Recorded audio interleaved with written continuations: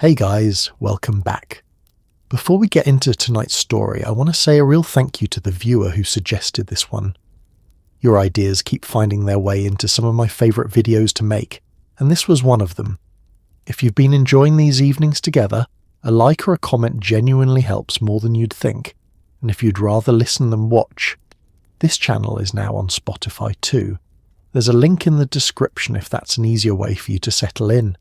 Now go ahead and get yourself comfortable. Dim the lights if you haven't already. Put on a fan if you have one, something with a little hum to it. Pull the blanket up. Tonight, we're stepping into a world of flickering neon signs, gravel parking lots, and rooms that smelled faintly of fresh linen and highway air. Have you ever wondered what it actually felt like to check into a roadside motel in 1955? What did the key feel like in your hand?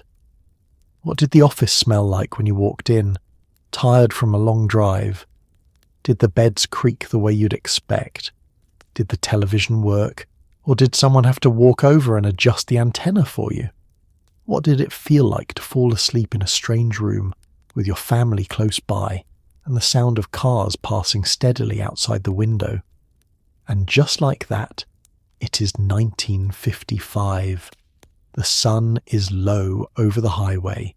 Your car is dusty from the road, and somewhere ahead, a sign is just beginning to glow. The glow of the sign from the highway. You see it before you see anything else. That sign, rising up against the darkening sky, its letters outlined in soft, buzzing neon. Maybe it says vacancy in red, or maybe the whole word is spelled out in cursive light, swaying gently if the wind picks up. From a mile back, it is just a smear of colour on the horizon. But as you get closer, it sharpens into something real, something waiting just for you. It flickers slightly as you approach, the way all neon does, a small imperfection that somehow makes it feel more alive rather than less. You've been driving for hours now, and your eyes have grown used to the dark ribbon of highway, the white lines sliding beneath you, the occasional pair of headlights passing in the other direction. So when the sign appears, it feels almost like a small miracle, proof that somewhere ahead someone has left a light on just for travellers like you. The colours shift as the distance closes. What looked orange from far away resolves into a deep, warm red. The word motel sits above, steady and plain, while below it smaller letters spell out amenities you can just barely make out. Pool, television, air-cooled. Each word promises something small but significant after a long day on the road. A kind of quiet luxury that would have felt unremarkable back home but feels, out here, like genuine comfort. Your children, if you have them along, press their faces to the window, tracing the light with their eyes the way children do, delighted by anything that glows in the dark. Your spouse beside you exhales, a long breath held in since the last town, the kind of exhale that means we are almost there. The dashboard lights cast a faint green glow across the car's interior, and against that dim backdrop the neon sign outside seems even brighter, even more alive. There is something about the sight of it that softens the tiredness in your shoulders. The day's driving has left its mark, a stiffness in your back, a dryness in your throat, a heaviness behind your eyes that comes from watching the road too long. But the sign changes the mood inside the car instantly. Conversation picks back up. Someone asks whether there will be a pool, whether the room will have 2 beds or 1, whether the television will get a clear picture tonight. These are small questions, ordinary questions, but they carry the particular excitement of arrival, the feeling that after miles of sameness something is about to change. You slow the car as you draw nearer, easing off the accelerator the way you might when approaching something you don't want to startle. The highway noise fades slightly as your speed drops, replaced by the low rumble of the engine and the crunch of gravel just ahead. The sign towers over the lot now, close enough that you can see the metal frame holding it up, the small imperfections in the paint, the way certain letters buzz just a touch louder than others. It is not an elegant structure by any means, just wood and metal and wire and glowing tubes of gas, but in this moment, against this darkening sky, it feels like the most welcoming thing you've seen all day. It is the kind of glow that is harder to find now, that particular warmth of neon against a dark highway sky, unhurried and unmistakable, not competing with 100 other lit-up signs the way it might along a modern strip. Here, it stands alone, the only real light for what feels like miles, and because of that, it commands your full attention rather than blending into a blur of competing colours. You pull off the main road and onto the smaller access lane that leads toward the lot, the sign now looming directly overhead, its light washing over the hood of your car in soft waves of red and white. For a moment, before you've even parked, before you've even stepped out to stretch your legs, you feel that particular satisfaction that comes only at the end of a long drive, the sense that the day's miles have finally added up to something, a destination, a room, a bed, a place to rest. The engine hums low beneath you as you ease toward a parking space near the office, and above you the sign continues its steady rhythm, flickering, glowing, calling you the rest of the way in. It has done its job tonight, the same job it does every night for whoever happens to be passing through, lighting the way for strangers who will, for just a few hours, call this place home. And there is something quietly moving in that, a stranger's sign glowing patiently in the dark, asking nothing of you except that you notice it, that you let it guide you the last stretch of the way into rest. The car slows, and the smooth hum of the highway gives way to the crunch of gravel under your tyres. It is a different sound entirely, softer somehow, and it tells your whole body that the day of driving is finally over. Dust rises faintly in your headlights as you pull into a space near the office, and for a moment you just sit there, engine ticking as it cools, taking in the quiet. The lot itself is modest, just a stretch of packed gravel and dirt marked loosely into parking spaces by nothing more than habit and courtesy. A few other cars are already scattered across it, their chrome bumpers catching what little light spills from the office windows and the glow of the sign overhead.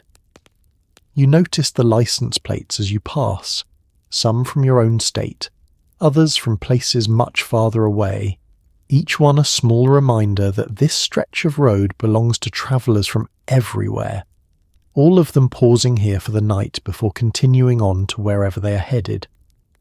You shift the car into park, and the engine settles into that familiar ticking rhythm, metal cooling and contracting after hours of steady work. It is a sound you have come to associate with arrival, the small mechanical sigh that means the car, too, is finally allowed to rest.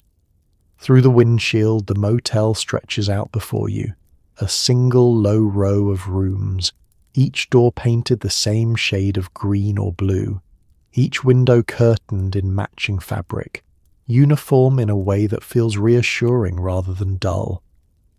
Your spouse reaches over to switch off the radio, and the silence that follows feels enormous after so many hours of engine noise and highway static. For a moment, neither of you moves, simply sitting there in the stillness, letting your ears adjust to the quiet, letting your bodies register that the day's travel has finally come to an end. Outside, the gravel crunches faintly as someone crosses the lot toward their room, a suitcase in hand, the sound carrying easily in the evening air. Somewhere nearby, a screen door creaks open and shut again, and you catch the faint murmur of a family already settling in, a radio playing low from an open window, the clink of ice against a glass. You step out of the car at last, and the ground feels different beneath your shoes than the smooth asphalt of the highway, uneven, and shifting slightly with each step, the gravel announcing your movement in small popping sounds. The air itself feels different too, cooler now that evening has fully settled in, carrying the faint smell of dust, of distant sagebrush or pine depending on where your travels have taken you, and beneath it all something that smells unmistakably like arrival. You stretch your arms overhead, feeling your spine settle after hours folded into the driver's seat.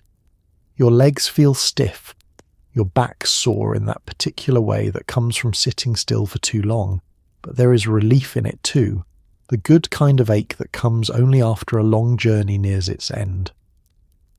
The children spill out of the back seat, already restless with energy after being cooped up for so long, already asking whether they can look at the pool before supper.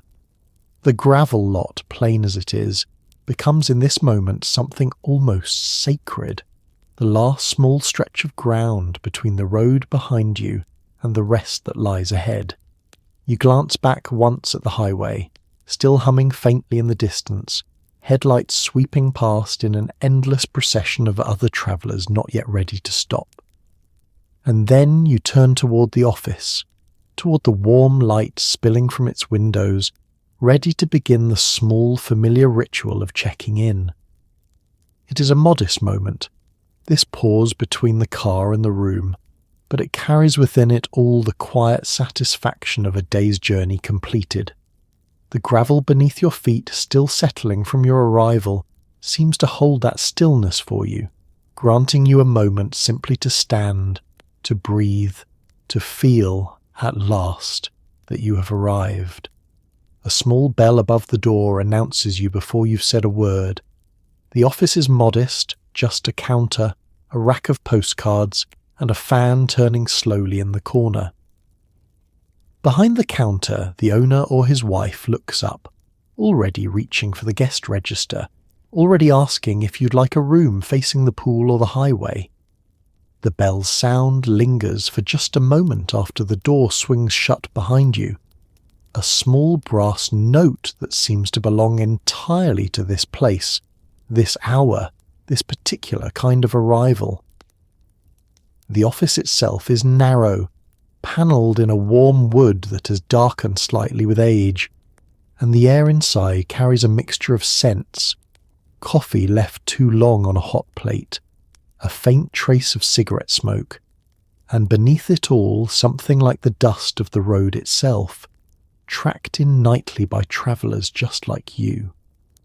The counter separates you from the rest of the space, its surface worn smooth in places from years of hands resting there, filling out registers, counting change, sliding keys across its surface toward waiting guests. Behind it, shelves hold neatly stacked towels, spare pillows, a small collection of maps for travellers who might need directions to wherever they're headed next. The postcard rack near the door catches your eye, spinning slightly on its stand, each card showing some version of the very highway you've just come from, painted in brighter colours than reality ever manages, motels glowing beneath impossibly blue skies, swimming pools sparkling turquoise beneath a sun that never quite looks real. You resist the urge to look through them for now, though you suspect you'll return to choose one before you leave, a small memento to send home to someone who couldn't make the trip. The fan in the corner turns steadily, its blades old enough to wobble slightly with each rotation, pushing warm air in slow circles around the room rather than truly cooling it. It creates a soft, rhythmic whir that fills the silence between your footsteps and the innkeeper's greeting, a comforting undertone to the whole scene. The owner, or perhaps his wife, looks up from whatever task occupied her before your arrival, her expression already softening into the practiced warmth of someone who has welcomed hundreds of strangers through this same door. She reaches for the register almost before you've spoken, her hands finding it by memory rather than sight, and asks whether you'd prefer a room facing the pool or the highway, her tone suggesting this is a question she has asked countless times before, yet somehow still genuine each time she asks it. You glance around the small space while you consider your answer, noticing the framed photographs on the wall, faded now, showing the motel in earlier years, perhaps freshly built, its neon sign gleaming without a single flicker of age. A calendar hangs beside them, its pages marking the months in bold red numbers, a pen dangling from a string beside it for jotting down reservations. There is something deeply reassuring about this small transaction, this brief exchange between strangers that nonetheless carries the weight of trust. You are, after all, asking this person for shelter, for a safe place to rest your family for the night, and she is offering it freely, efficiently, without hesitation. You answer her question, choosing the pool-facing room if your children are along, wanting to give them something to look forward to in the morning. She nods, already turning the register toward you, sliding the pen across the counter with practiced ease. The fan continues its slow rotation. The bell above the door has long since gone silent, and for this brief moment, standing in this modest, welcoming office, you feel the day's long journey finally beginning to loosen its grip on your shoulders. The pen is heavier than you expect, and the ink is a little thick, the kind that leaves a faint shine on the page. You write your name, your city, maybe the make of your car, all in your own careful handwriting, joining a long list of other travellers who pass through this same lobby on their way to somewhere else. The register itself is a substantial book, its cover worn soft at the corners from years of handling, its pages filled with the names of strangers who once stood exactly where you're standing now. You glance briefly at the entries above yours before writing your own, noticing the different handwriting styles, some cramped and hurried, others careful and deliberate, each one a small signature of a life passing through for just one night. The pen itself feels solid in your hand, heavier than the ballpoints you're used to at home, its ink flowing thick and dark onto the page. You press down carefully, forming each letter of your name with more attention than usual, aware somehow that this signature will remain here long after you've driven on, a small permanent record of your having been here at all. Beside your name, you write your city, the place you've travelled from, and seeing it there in ink beside so many other cities makes the whole journey feel suddenly larger, more significant. You're not simply driving from one point to another.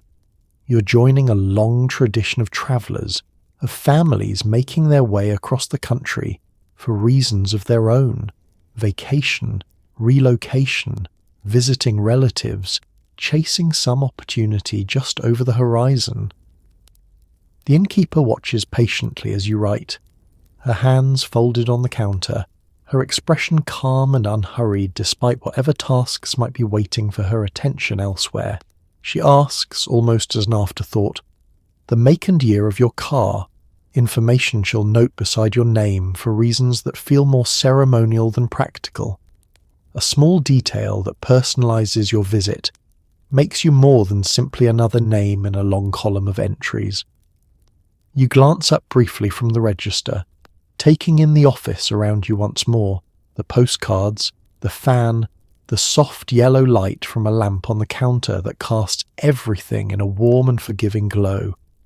Somewhere behind the counter a small radio plays quietly, its volume low enough that you can barely make out the tune, just enough to fill the silence without demanding attention.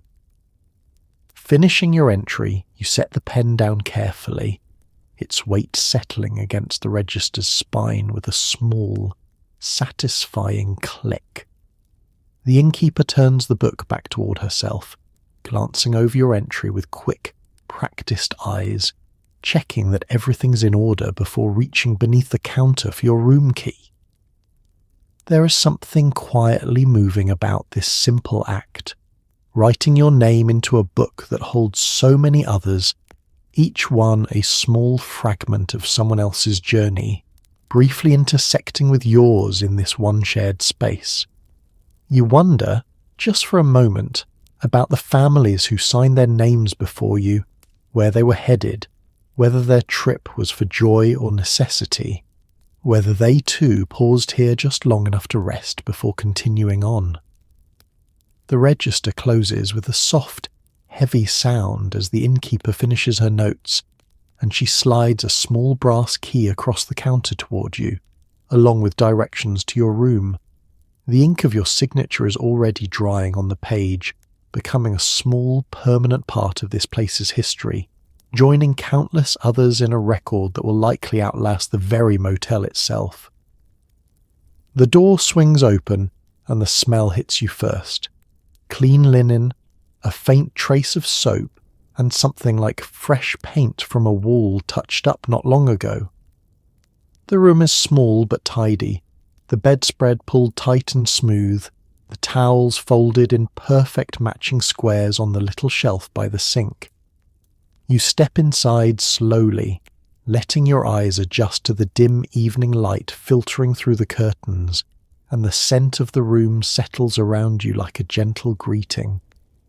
There is something deeply comforting in that first breath, the crispness of laundered sheets mixed with the faint chemical sweetness of soap, a smell that somehow signals rest before you've even set down your bags. The room itself is modest in size, just enough space for 2 beds, a small dresser, and a narrow path between them, yet it feels entirely sufficient after so many hours spent confined to the car. The walls are painted in a soft, pale colour, recently touched up in places where the paint still carries the faintest sheen of newness, a small sign of care taken by whoever maintains this place night after night. The bedspread catches your attention first, pulled taut across the mattress with a precision that suggests real pride in the work, its pattern simple but cheerful, faded slightly from years of washing but clean enough that you can still make out its original colours. You run your hand across its surface, feeling the slightly rough texture of the fabric, cool beneath your palm after the warmth of the evening outside. Beside the small sink in the corner, the towels wait in their neat stack, folded with a precision that feels almost ceremonial, each one identical to the last, hemmed edges aligned perfectly. You notice the small bar of soap resting beside them, wrapped in simple paper, waiting to be unwrapped for the first time by whoever happens to occupy this room tonight. The window is covered by curtains in a fabric that matches the bedspread, and when you pull them back slightly, you can see the glow of the motel's sign still flickering faintly in the distance, along with the deepening blue of the evening sky beyond. The glass is cool to the touch, and through it, you can hear faint sounds from the parking lot outside, a car door closing, footsteps on gravel, the low murmur of another family settling into their own room nearby. Your children explore the space with the particular enthusiasm reserved for anything unfamiliar, testing the beds for bounce, opening drawers in the small dresser, examining the television set with curious hands. Your spouse begins unpacking the smaller bags, setting toiletries beside the sink, laying out fresh clothes for the morning ahead. You sit for a moment on the edge of the bed, feeling its firmness beneath you, testing its give the way anyone does in an unfamiliar room. The mattress holds firm, slightly stiff from long use but clean, freshly made, ready for whatever rest you're about to give it. There is something quietly reassuring in the simplicity of it all. This small room prepared carefully by hands you'll likely never meet, its cleanliness a kind of unspoken promise that tonight, at least, you and your family will rest well. The smell of fresh linen lingers still, mixing now with the faint smell of your own belongings as you begin to settle in, transforming this stranger's room, however briefly, into something that feels almost like home. It rattles to life with a low, steady hum, cool air pushing gently into the room. It is not silent, not by any means, but there is something comforting in that sound. A small mechanical companion working through the night so you don't have to think about the heat outside. You reach up to switch it on, the metal knob slightly stiff beneath your fingers, and for a moment nothing happens except a faint click somewhere deep within the unit. Then, slowly, the machine shudders into motion, its internal fan beginning to turn, and within seconds, a low hum fills the room, steady and mechanical, the kind of sound that quickly fades into the background of your awareness even as it continues its quiet work. The unit itself sits snugly in the window frame, painted the same cream colour as the walls around it, its metal casing slightly dented in places from years of use. A faint vibration travels through the wall beside it as the compressor kicks in, and you can feel, more than hear, the machine settling into its steady rhythm. Cool air begins to drift into the room, subtle at first, barely noticeable against the day's lingering warmth, but gradually building until you can feel it brushing gently against your skin, cutting through the heaviness of the evening. Outside, the temperature remains exactly what it was, warm and heavy with the last of the day's heat, but inside, this small room begins to transform into something cooler, more comfortable, entirely separate from the world beyond its walls. Your children notice the sound immediately, commenting on its rattle, its hum, the way it occasionally shudders slightly as though catching on something internal, before smoothing back into its steady rhythm. You explain that this is simply how it works, that the noise is nothing to worry about, and within a few minutes they've stopped noticing it altogether, their attention already shifting to other things, the television, their bags, the promise of the pool waiting just outside. The sound settles into the room's atmosphere the way certain sounds do, becoming less something you hear and more something you simply feel, a steady undertone beneath every conversation, every small movement around the room. It is not an unpleasant sound, not at all, but rather something oddly soothing, mechanical and rhythmic, in a way that almost mimics the steady rhythm of breathing. You settle onto the edge of the bed, letting the cool air wash gently over you, feeling the day's heat and exhaustion begin to lift slightly under its steady influence. The hum continues without pause, tireless in its work, filling the room with a coolness that feels almost like relief after so many hours spent in a warm car beneath an unforgiving sun. It is the kind of comfort that feels almost invisible now, so easily taken for granted in a world of central air and silent climate control. But here, in this small room, it feels like a genuine luxury. A machine working quietly through the night so that your family might sleep more easily. The hum becomes, before long, simply part of the room itself, a steady companion accompanying you through whatever remains of the evening, faithful and constant, asking nothing in return except to be allowed to keep working. The set sits on a low dresser, its dial worn smooth from other hands before yours. You turn the knob and after a moment the picture flickers into view, a little fuzzy at first, until someone adjusts the antenna just so. The sound is tinny, comforting, filling the room with voices from somewhere far away. The television itself is modest in size, its wooden cabinet slightly scuffed at the corners, its screen curved gently outward the way all sets of this era are built. You approach it the way you might approach any unfamiliar machine, cautious but curious, your hand finding the dial almost by instinct. The knob turns with a soft mechanical click, and for a moment, nothing happens at all except a faint hum building somewhere deep within the set's inner workings. Then, gradually a dim light begins to glow at the centre of the screen, expanding outward until it fills the whole frame. Though the picture that emerges is fuzzy, its edges soft and indistinct, shapes blurring into one another without quite resolving into anything recognizable. Someone, perhaps your spouse or one of your children, moves toward the small antenna perched atop the set, adjusting its thin metal arms this way and then that, searching for whatever angle might sharpen the signal. The picture flickers and shifts with each small adjustment, briefly clearing before dissolving again into static, until finally, almost by accident, it settles into something clear enough to make out faces, movement, the shape of a room on screen not unlike the one you're standing in now. The sound accompanying the picture is thin, slightly tinny, emerging from a small speaker built into the set's wooden casing. Yet there's something comforting in its imperfection. A voice speaking from far away, carried across distances you can't quite comprehend, arriving here in this small motel room through wires and signals you'll never fully understand.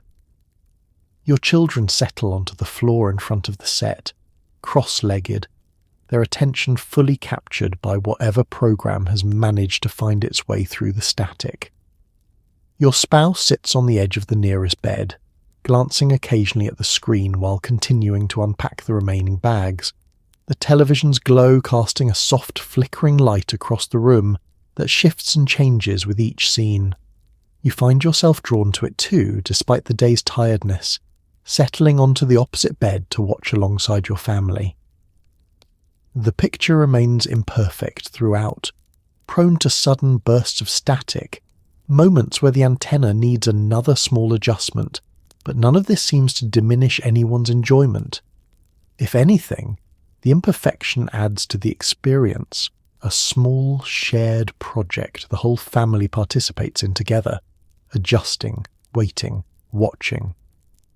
Outside, the evening continues to deepen into full darkness, but inside this small room, the television provides its own kind of light, flickering and constant, filling the space with voices and stories from somewhere else entirely. It is a small luxury. This ability to sit together after a long day of travel and simply watch, simply rest, gathered around a glowing screen the way families do in living rooms across the country. Except here, in this modest motel room, the moment feels somehow more precious, more temporary, a brief pause in the middle of a longer journey.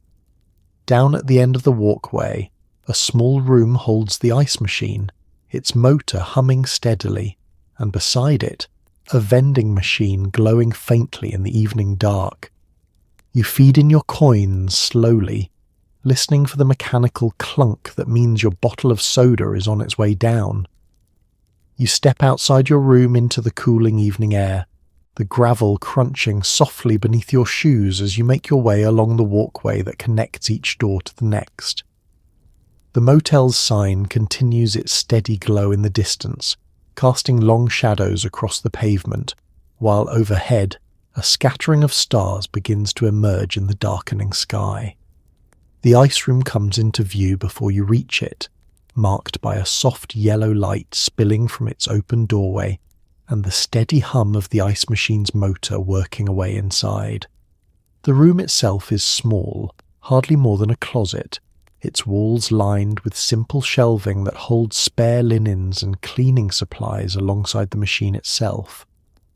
The machine hums with a low, mechanical rhythm, occasionally punctuated by a soft rattling sound as ice shifts within its metal bin. Beside the ice room stands the vending machine, its glass front glowing faintly in the evening dark, illuminated from within by a small bulb that casts everything inside in warm, inviting light. Rows of glass bottles line its shelves, their labels bright even in the dim lighting, promising cola, root beer, orange soda, each one waiting patiently behind the glass for someone to make their selection. You reach into your pocket for change, feeling the familiar weight of coins against your fingers, and approach the machine slowly, studying the rows of bottles before making your choice. The coin slot accepts your money with a soft metallic sound, and you turn the small lever beside your selection, waiting for that satisfying mechanical clunk that signals your bottle beginning its short journey down through the machine's inner workings. The bottle emerges at the bottom with a soft thud, cool to the touch even through the humid evening air, condensation already beginning to form along its glass surface. You lift it out carefully, feeling its solid weight in your hand, the promise of something cold and sweet after a long day of travel. Nearby, other guests make their way along the same walkway, drawn by the same soft glow of the ice room and vending machine, exchanging brief nods or quiet greetings as strangers do when sharing this small evening ritual. A father fills a bucket with ice for his family's cooler. A teenager counts out coins carefully for her own selection. The whole scene carries a quiet, unhurried rhythm, this small gathering point where travellers pause briefly before returning to their rooms for the night. You linger for a moment longer than necessary, enjoying the cool evening air, the soft hum of machinery, the simple pleasure of holding a cold bottle in your hand beneath a darkening sky filled with stars.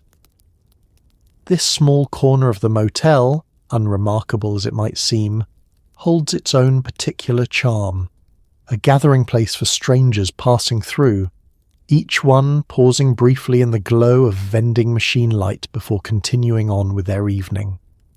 It is a small moment, hardly worth mentioning perhaps, yet it carries within it something distinctly memorable. A bottle of soda purchased beneath a motel sign, shared quietly with your family as the day's travels finally draw to their close. The pool sits in the centre of the courtyard, lit from beneath the water in soft blue light. A few families linger nearby, kids still damp from an evening swim, parents talking quietly in low folding chairs. The water is still now, rippling only faintly where someone dips a hand in before heading back to their room. You make your way toward the courtyard, drawn by the soft glow emanating from the pool's underwater lighting, casting the whole space in shades of blue and turquoise that seem almost otherworldly against the darkness surrounding it. The water itself remains mostly still at this hour, its surface occasionally disturbed by a gentle breeze or the light touch of someone testing its temperature before deciding whether to take one final swim before bed. Low folding chairs are scattered around the pool's edge, their aluminum frames slightly worn from years of use, their vinyl webbing sagging comfortably beneath the weight of tired travellers. A few parents sit together in quiet conversation, their voices low and unhurried, discussing perhaps tomorrow's route, or simply enjoying a rare moment of stillness after a long day spent driving. Children move around the pool's edge with the particular energy that seems to belong only to evenings like this, their hair still damp from swimming, their skin carrying the faint chlorine smell that clings to summer evenings spent in water. Some sit wrapped in towels, legs dangling into the water, while others chase each other around the pool's perimeter, their laughter carrying easily through the warm evening air. The underwater lights create shifting patterns across the water's surface, gentle waves of blue and white that ripple outward whenever someone disturbs the stillness, whether by dipping a toe in or diving beneath the surface entirely. The whole scene carries a kind of quiet magic. This small illuminated rectangle of water surrounded by darkness, offering respite after a long day's travel. You find a folding chair near the water's edge and settle into it, feeling the day's weariness begin to ease as you watch the pool's gentle activity unfold before you. Nearby, someone's radio plays softly, filling the courtyard with faint music that mingles pleasantly with the splash of water and quiet conversation. The air carries a mixture of scents at this hour: chlorine, the faint sweetness of blooming flowers planted along the courtyard's edge, and beneath it all the lingering warmth of a summer evening slowly giving way to cooler night air. Above you, the sky is fully darkened now, scattered with stars that seem somehow brighter here, away from the lights of any nearby city. Other families continue arriving throughout the evening, some pausing briefly to greet those already settled around the pool, others heading straight for their rooms after a long day's drive. There's a quiet camaraderie among these strangers, all bound together for one evening by nothing more than a shared need for rest and the simple pleasure of a lit pool beneath a summer sky. You watch your own children finally begin winding down, their energy fading as the evening deepens, until finally someone suggests it might be time to head back to the room. The pool's blue glow continues behind you as you gather towels and belongings, a small beacon of light that will remain lit throughout the night, waiting patiently for tomorrow's swimmers. It is the kind of evening that feels simple in the moment, but becomes, in memory, something cherished. This small pool glowing quietly beneath a summer sky, families gathered briefly together before continuing on with their separate journeys the following morning. The lamp clicks off, and the room settles into darkness, broken only by the faint glow of the sign outside filtering through the curtains. Somewhere nearby, a car door closes softly. The bed, though not your own, feels steady beneath you, and for tonight, this small room is exactly where you're meant to be. The darkness that follows feels complete at first, disorienting in the way unfamiliar rooms always are, until your eyes gradually adjust and shapes begin to emerge from the shadows, the outline of the dresser, the shape of your spouse settling into the bed beside you, the faint rectangle of the window where curtains block most, but not quite all, of the light from outside. Through the thin fabric of the curtains, the motel's neon sign continues its steady, patient glow, casting the faintest wash of red or blue light across the ceiling above you, shifting slightly whenever the sign flickers, a small reminder that beyond these walls, the world continues its quiet rhythm even as you settle into rest. Outside, the sounds of the evening have grown softer now, the earlier chatter of families around the pool replaced by something quieter, more sporadic. A car door closes somewhere across the lot, its sound sharp but brief, followed by the soft crunch of footsteps on gravel, someone else settling in for the night just as you are. A screen door creaks open and shut again in the distance, and then silence returns, broken only by the steady hum of your own room's air conditioner working faithfully in the background. Your children, if they're sharing the room with you, have likely already drifted into that particular restlessness that comes just before true sleep, shifting positions in their bed, murmuring softly to themselves or to each other before finally settling into stillness. Your spouse beside you breathes slowly, evenly, the day's exhaustion finally claiming them fully. You lie still for a moment, simply listening, letting the small sounds of this unfamiliar place wash over you, the hum of the air conditioner, the occasional distant hum of a passing car on the highway, the faint buzz of the neon sign outside your window.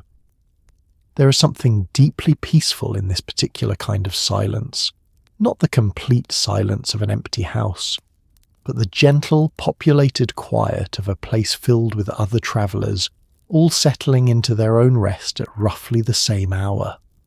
The bed beneath you, though unfamiliar, feels solid and steady, its firmness settling comfortably beneath your tired body. The sheets carry that same clean scent you noticed earlier, upon first entering the room, faint traces of soap and fresh linen mixing now with the warmth of your own body heat as you finally begin to relax fully into rest. Your mind drifts briefly over the day's travels, the miles covered, the sights passed along the highway, the small rituals of checking in, unpacking, settling into this temporary home. Tomorrow will bring more of the same, More miles, more towns passing by the window, another motel perhaps, another room much like this one. But for tonight, none of that matters yet. For tonight there is only this, the steady hum of the air conditioner, the faint glow of neon through thin curtains, the quiet breathing of your family settling into sleep around them, and the deep, simple comfort of a long day's journey finally fully coming to its end. The bathroom is compact, tiled in small squares of white or pale blue, the mirror slightly speckled at its edges from years of steam and use. You run the tap and wait for the water to warm, watching it swirl down the drain, listening to the pipes groan faintly somewhere behind the wall. The tiles beneath your feet are cool, faintly gritty in places where years of cleaning have worn down their glaze, yet spotless in the way that only a room scrubbed nightly by careful hands can be. A single bulb glows above the mirror, its light slightly yellow, casting the whole small space in a warm, forgiving hue that softens the tiredness in your face rather than exposing it. The sink itself is modest, a simple porcelain basin with two separate taps, one for hot and one for cold, each requiring its own small negotiation to find the right balance. You turn them both, feeling the water shift from icy to lukewarm to something finally comfortable, and cup your hands beneath the stream to splash your face, washing away the last traces of the day's dust and heat. The soap waiting on the small shelf beside the sink is wrapped in plain paper, embossed faintly with the motel's name, and you unwrap it now for the first time, the scent mild and clean, nothing fancy, but pleasant in its simplicity.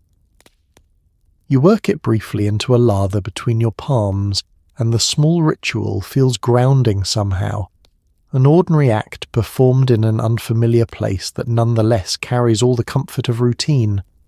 Your toothbrush sits where you left it on the edge of the sink, and you go through the motions you go through every night, motions so practiced they require no thought at all, even here, even in a room you'll leave behind tomorrow. The mirror shows your reflection dimly, tired around the eyes but calm, the day's travel finally beginning to lift from your shoulders, now that the evening's small tasks are nearly complete. Outside the thin bathroom door, you can hear the muffled sounds of your family settling in for the night, the soft murmur of the television, the creak of a bed as someone shifts position, the occasional laugh at something on the screen.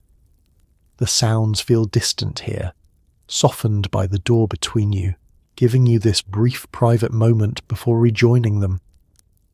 The pipes groan faintly again as you shut off the water, an old familiar sound in a building that has heard countless travellers move through its rooms over the years.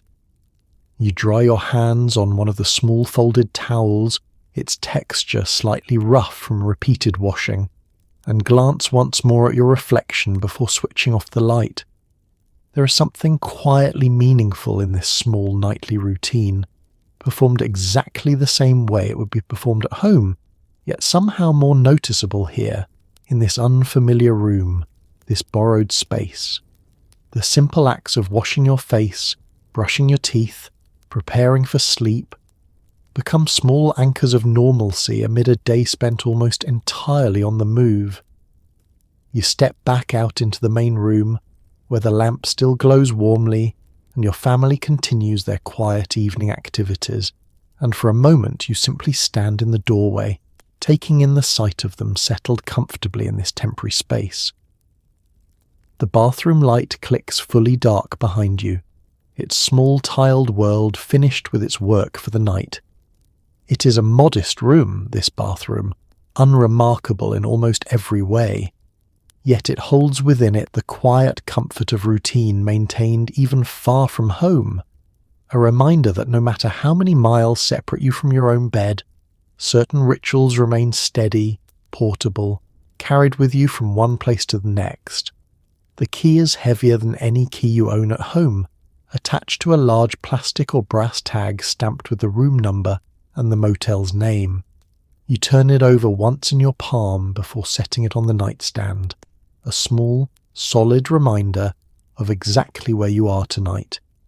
The tag itself is diamond-shaped or perhaps oval, its surface slightly worn smooth from years of handling, the numbers pressed into it deep enough that you can trace them with your thumb, even in the dim light of the room. Beneath the room number, the motel's name is stamped in smaller letters, along with, in some cases, a small printed request that the key be returned to the office upon checkout, a courtesy most travellers honour without much thought. You hold it for a moment longer than necessary, feeling its unexpected weight, so much heavier than the small, thin keys you carry at home for your own front door. There is something almost ceremonial about it, this solid piece of metal and plastic that grants you access to this one particular room out of dozens identical ones stretched along the same walkway. The key has passed through many hands before yours, you realise, other travellers who stayed in this same room on other nights, who held this same key, who set it down on this same nightstand before falling asleep in the same bed. The thought carries a strange comfort, this quiet sense of continuity, of belonging briefly to a long line of strangers connected only by their shared use of this single room. Your children examine the key with curious hands when you first arrive, turning the tag over, reading the numbers aloud, delighted by its unfamiliar weight and shape. It is different from anything they encounter at home, this large solid object that unlocks not a permanent space, but a temporary one, borrowed for just this one night. You set it down now on the nightstand beside the lamp, its tag catching the light briefly before settling into shadow. Throughout the evening your eyes drift toward it occasionally, a small, steady presence marking your claim to this room, however temporary that claim might be. Tomorrow morning, you will pick it up again, carry it back to the office, hand it across the counter to the same innkeeper who greeted you the night before. The key will return to its hook behind the desk, waiting for the next traveller, the next family passing through, ready to be handed out once more, its weight settling into someone else's palm the way it settled into yours tonight. There is something quietly poetic in objects like this, simple, functional, yet carrying within them the accumulated weight of countless nights, countless strangers, countless small journeys paused briefly within these walls. The key asks nothing of you except safekeeping for these few hours, and in return it offers you shelter, privacy, rest. You glance at it once more before switching off the lamp, its outline barely visible now in the darkness, and feel, in some small way, comforted by its presence, this solid proof that tonight, at least, you have a room, a bed, a door that locks securely between you and the world outside. Morning arrives with the smell of coffee and bacon drifting through the thin motel walls, and you follow it next door to a small diner attached to the property, its booths upholstered in cracked vinyl, its counter lined with regulars who look like they've been sitting there since sunrise. The morning light outside is soft and golden, nothing like the harsh glare of midday, and it filters gently through the diner's front windows, catching dust motes drifting lazily in the air above each booth. You slide into a seat near the window, the vinyl beneath you slightly cool at first, warming quickly beneath your weight, its surface cracked in places from years of use but comfortable nonetheless. A waitress approaches almost immediately, coffee pot already in hand, filling your cup without asking, the steam rising in a thin curl toward the ceiling. She calls you honey or dear without a second thought, the kind of easy familiarity extended freely to strangers passing through, and you find yourself relaxing into it, into the comfort of being addressed so warmly by someone you've never met. The menu is simple, laminated, slightly sticky at the corners, offering eggs, bacon, toast, pancakes, the same reliable breakfast found in diners across the country. yet somehow tasting better here, sharper, more satisfying after a night spent on the road. Your children study the menu with the particular seriousness reserved for important decisions, debating between pancakes and eggs, finally settling on whichever comes with the most syrup.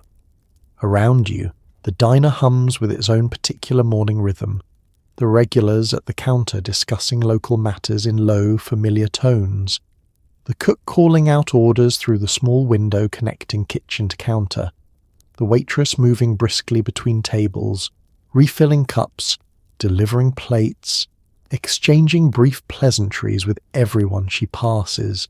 The bacon arrives sizzling faintly on its plate, its scent mixing with the toast, the coffee, the faint sweetness of syrup already being poured over someone's pancakes at the next booth. You eat slowly, savouring the small pause before the day's driving resumes, watching the parking lot outside fill gradually with other travellers emerging from their own rooms, heading toward their own breakfasts. Your spouse glances over the local newspaper left folded on the table, catching headlines from a town you'll likely never see again, weather predictions for a region you're only passing through.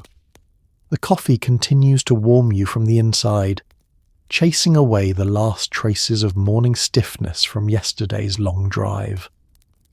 Outside the window, the highway waits patiently, empty for now compared to what it will become as the morning progresses. But for these few minutes, there is only this: the diner's warm hum, the comfortable vinyl booth, the easy familiarity of a waitress who calls you honey, the simple pleasure of breakfast shared together before the day's journey begins anew. It is a modest meal in a modest place, yet it carries within it all the particular comfort of morning ritual. The small pleasure of pausing together as a family before continuing on toward wherever the day's miles will take you next. Somewhere down the walkway, a cart rattles softly over the concrete, its wheels slightly uneven, carrying stacks of folded towels and a bundle of cleaning supplies. You hear it pass by your door around mid-morning, along with the soft knock and polite voice asking if you need anything. The sound reaches you gradually at first, a faint rattling somewhere down the row of rooms, growing steadily closer as the cart makes its way along the walkway, pausing occasionally outside doors marked for cleaning, moving past others where guests have chosen to stay a little longer. The wheels squeak faintly with each rotation, a small imperfection that somehow makes the sound more distinct, more recognizable. You glance toward the window, where morning light now streams fully through the curtains, and realize the hour has slipped away from you slightly, the comfortable haze of a slow motel morning, blurring the usual urgency of schedules and clocks. The cart draws nearer still, its rattling now accompanied by the soft murmur of conversation between housekeeping staff moving briskly through their morning rounds. A knock comes eventually at your own door, gentle but clear, followed by a polite voice asking if you need fresh towels, if the room requires servicing, if there's anything at all you might need before checkout. You answer through the door, explaining you'll be checking out shortly, and the voice responds with an easy, practiced courtesy, wishing you safe travels before moving on to the next room. The cart itself, when you catch a glimpse of it through your partially open door, is loaded neatly with folded white towels, small bars of soap still wrapped in their paper, spray bottles of cleaning solution, and a bundle of fresh linens ready to replace whatever sheets are stripped from vacated beds. It moves slowly along the walkway, its wheels catching occasionally on uneven patches of concrete, pushed by hands that have clearly performed this same task countless times before. You listen to it continue past your door, its sound gradually fading as it moves toward rooms farther down the row, punctuated occasionally by another soft knock, another polite exchange with whatever guests remain inside. There's something almost musical in the rhythm of it, This steady, repetitive motion that keeps the whole motel running smoothly, room after room, day after day. Your children, if they're still inside packing their own small bags, pause briefly to listen too, curious about the sound, asking what it is, and you explain simply that someone is cleaning the rooms, preparing them for whoever arrives next. It's a small piece of the invisible machinery that keeps places like this functioning. This quiet, tireless work performed largely unseen by the guests who benefit from it. Eventually the sound fades entirely, swallowed by the morning's other noises, distant traffic, the occasional car door, birds calling somewhere beyond the motel's low rooftops. But for those few minutes, the cart's rattling passage down the walkway offered a small glimpse into the rhythm of a place built entirely around welcoming strangers, housing them briefly, and preparing, always, for whoever might arrive next. Suitcases go back into the trunk in reverse order from how they came out. A small domestic puzzle solved without much thought. The morning sun is already warm on your shoulders as you check the room one last time for anything left behind. The trunk lid creaks open with the same familiar sound it made the night before, revealing the same worn carpet lining, the same small dent in one corner from some forgotten mishap years ago. You begin loading the bags back in, working almost automatically, muscle memory guiding your hands through a task performed so many times over the course of this journey that it requires little conscious thought. Your spouse carries out the smaller items, the toiletry bag, the extra blanket for the children, tucking each one into whatever space remains once the larger suitcases have found their place. The morning sun catches the chrome trim along the car's edges, warm already despite the relatively early hour, promising a hot day ahead once the highway stretches out before you again. You pause once more inside the room, scanning it carefully for anything left behind, a habit built from experience, from the memory of items forgotten in previous rooms on previous trips. The nightstand drawer, empty.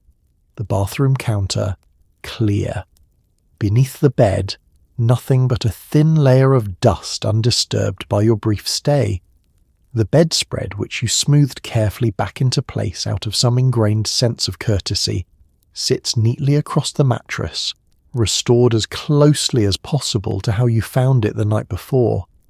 The towels you used are folded, though not as precisely as when you arrived, and left in their proper place for whoever cleans the room after you've gone. Your children make one last trip through the room too, checking beneath their own bed, gathering a small toy or book that might otherwise be left behind.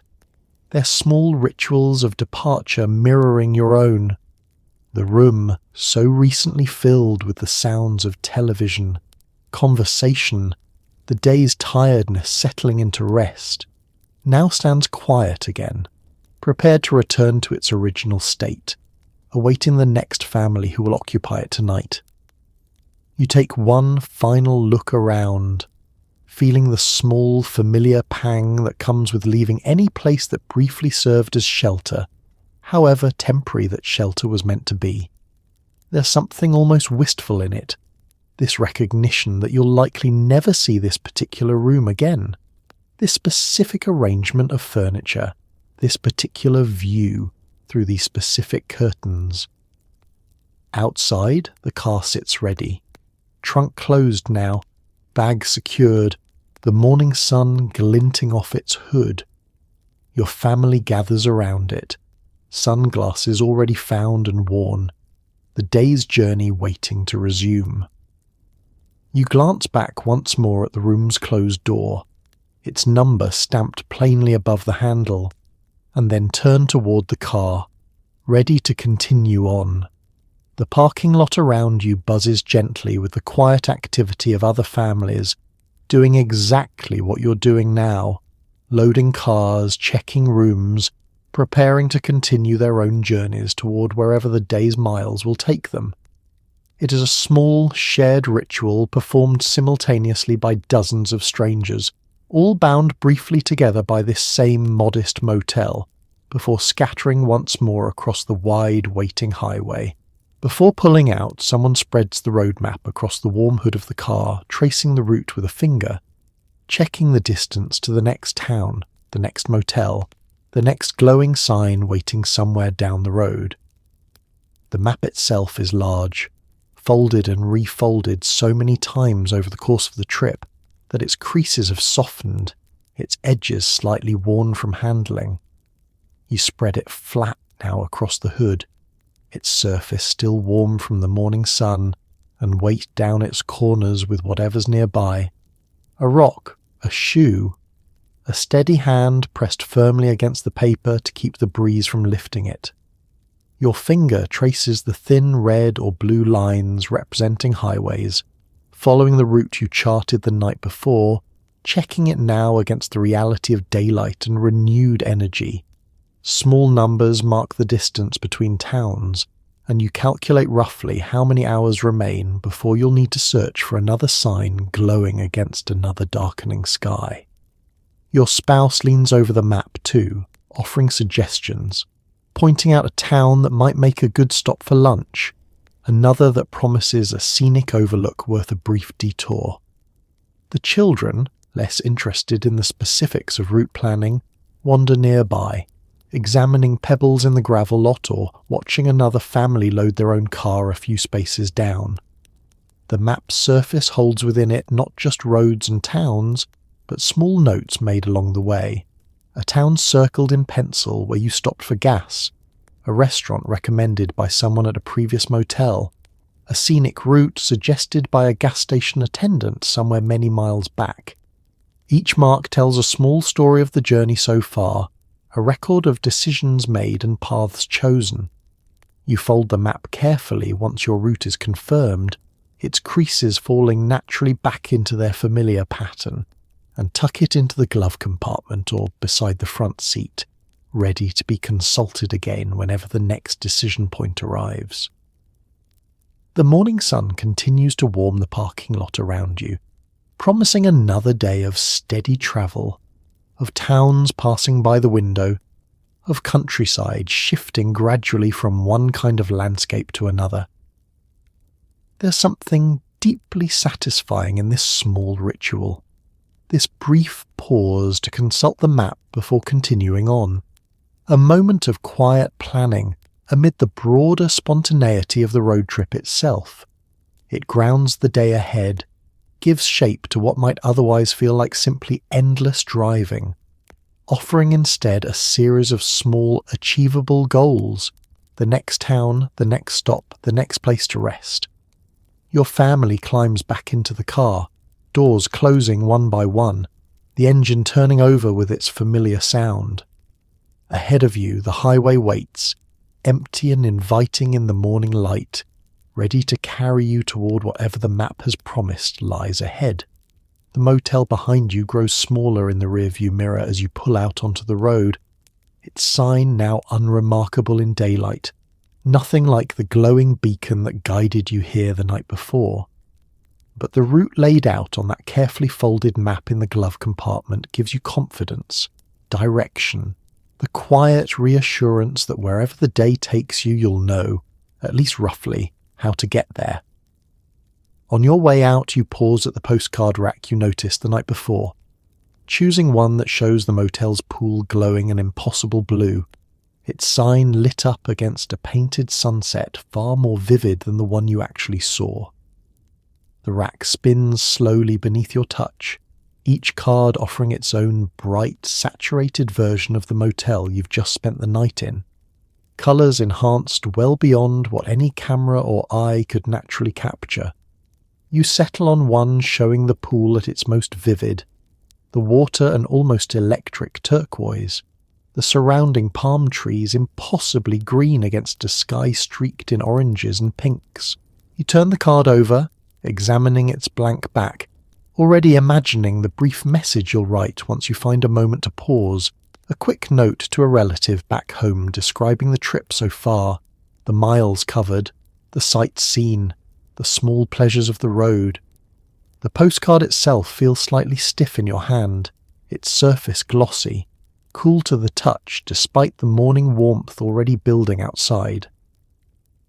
The innkeeper behind the counter rings up your small purchase, along with a stamp if you'd like one.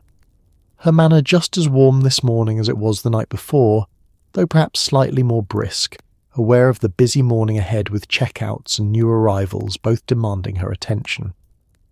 You slide a few coins across the counter and she tucks them into the register with practiced efficiency. Your children examine the postcard rack too, curious about the other options available. Motels from other towns, perhaps, or scenic overlooks somewhere nearby that you haven't yet visited. You allow them each to choose one of their own, small souvenirs of this particular stop along the longer journey. Tokens they'll likely tuck away in a drawer at home, forgotten for years until rediscovered unexpectedly, prompting a flood of memory about this exact morning, this exact motel. You slip your own postcard carefully into your bag, protecting it from bending during the day's travel, planning to write your brief message once you've stopped for lunch or reached tonight's destination. There's something quietly meaningful in this small act of choosing a postcard, this deliberate decision to mark your passage through this particular place with something tangible, something that will outlast the memory itself. The postcard rack spins one final time as you step back from it, its bright, saturated images continuing to offer their idealized version of the motel experience to whichever traveller approaches it next. You glance briefly at the actual pool through the office window, its water calm and clear in the morning light, undeniably real in a way the postcard's vivid colours could never quite capture. Yet there's a strange comfort in the exaggeration too. This sense that even ordinary, modest places like this one deserve their moment of glamour, their chance to be remembered as slightly more magical than they actually were. You tuck the thought away alongside the postcard itself, ready to carry both forward into the day's continuing journey. The same face that greeted you the night before appears again in the office doorway, offering a small wave and a wish for safe travels, the kind of brief, sincere kindness exchanged between people who will likely never see each other again. She stands in the doorway now much as she stood behind the counter the night before, her expression carrying that same practiced warmth, though perhaps softened slightly by the easier rhythm of morning compared to evening's busier check-in hours. Her hand lifts in a small wave as your car begins its slow pull away from the parking space, a simple gesture that nonetheless carries genuine warmth behind it. You return the wave through your open window, calling out a brief thank you, grateful for the shelter this modest motel provided, however temporary that shelter was always meant to be. She nods in response, her smile easy and unforced, the kind of expression that comes naturally to someone who has spent years welcoming strangers and sending them on their way again. There's something quietly moving in this small exchange, this brief moment of genuine connection between people who met only the night before and will likely never cross paths again. Yet for these few seconds, standing in the doorway of her office, waving goodbye to your departing car, she seems to mean her wish for safe travels entirely, not as empty courtesy, but as real concern for strangers passing briefly through her small corner of the world. Your children wave back through the rear window, delighted by this small ritual of departure, this friendly face that welcomed them the night before now sending them off with equal warmth. The innkeeper watches for a moment longer as your car continues its slow progress toward the exit, perhaps already turning her attention back toward whatever tasks await her inside. Another room to prepare, another guest soon to arrive. You glance once more in your side mirror before turning fully onto the road, catching a final glimpse of her still standing in the doorway, her figure growing smaller with each passing second until the motel itself begins to recede behind you. The office where you signed the register, chose your room, exchanged that first evening greeting, fades gradually from view replaced now by the wider expanse of highway stretching out ahead. There's a particular kind of sweetness in these brief, temporary connections formed during travel, this recognition that hospitality doesn't require permanence to feel genuine. The innkeeper's small wave carries within it the accumulated warmth of countless similar farewells, extended to countless similar travellers over the years, each one brief, each one sincere, each one quietly meaningful in its own modest way. You settle back into your seat as the highway opens up before you, the morning sun climbing higher now, promising another day of steady travel ahead. Behind you, the motel and its keeper return to their quiet routine, awaiting whichever travellers might arrive tonight seeking exactly the same shelter you found there, however briefly, the night before. As the car pulls back onto the highway, the motel shrinks steadily in the rearview mirror, its sign now pale and unremarkable in the daylight, nothing like the glowing beacon it had been the night before. You glance up at the small rectangular mirror perched above your dashboard, catching one final glimpse of the place that sheltered your family through the night, watching it grow smaller with each passing second as your car gains speed along the highway. The sign that guided you in so warmly the previous evening now stands pale, almost invisible against the bright morning sky, its neon tubes dark and lifeless without the darkness needed to make them glow. It's a strange transformation to witness, this same structure that felt so vivid, so welcoming in the deepening evening light, reduced now to something almost forgettable in the harsh clarity of daytime. Yet you know, somehow, that tonight, once darkness falls again somewhere else along the highway, another sign much like this one will glow just as warmly for some other traveller arriving tired and road-weary, ready for exactly the same welcome you received. The motel itself continues shrinking in your mirror, its low row of rooms becoming smaller, less distinct, until finally it disappears altogether behind a gentle curve in the highway or a stand of trees lining the roadside. You feel a small, quiet pang at its disappearance, the particular wistfulness that comes with leaving behind any place, however temporary, that offered genuine comfort and rest. Your children, settled now into the back seat, have already moved past any sentimentality about the departure, their attention shifting quickly toward whatever games or conversations will occupy the coming hours of driving. Your spouse beside you glances briefly at the map, confirming the route ahead, already thinking toward the next stop, the next town, the next small milestone in the day's journey. But you allow yourself this one last moment of reflection, this brief pause to consider everything that small motel represented: shelter after a long day's drive, a clean room, a cool bed, a pool glowing softly in the summer evening, a kind face behind the front desk offering warm welcome and warmer farewell. It was, in the end, simply a room along the highway, one of countless similar rooms scattered across the country, yet it held within it, for one night, everything your family needed. The highway stretches out ahead now, wide and sunlit, promising more miles, more towns, perhaps another motel very much like the one you've just left behind, waiting patiently somewhere ahead for tonight's arrival. You settle back into your seat, letting the rearview mirror's reflection fade entirely from view, replaced now by the open road extending endlessly forward.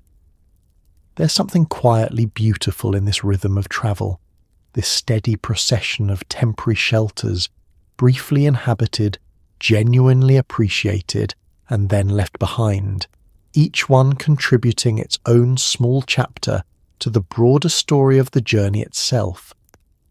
The motel behind you may already be forgotten by the wider world, but for your family it will remain, tucked somewhere in memory, a small, warm point of light along a much longer road. Miles later, the motel is little more than a name half remembered, Yet something about it lingers. The hum of the air conditioner, the blue glow of the pool, the particular quiet of a room that was never yours but felt, for one night, exactly like shelter. The highway continues its steady unwinding beneath your tires, mile markers passing steadily, towns rising and falling away on either side, each one slightly different from the last, yet all blending together gradually into the broader rhythm of the journey. The motel from the previous night has become, by now, simply one stop among many, its specific details beginning to blur slightly against the accumulated memory of the whole trip. Yet certain fragments remain sharp, resistant to the general blurring that comes with covering so many miles, seeing so many towns, staying in so many temporary rooms along the way.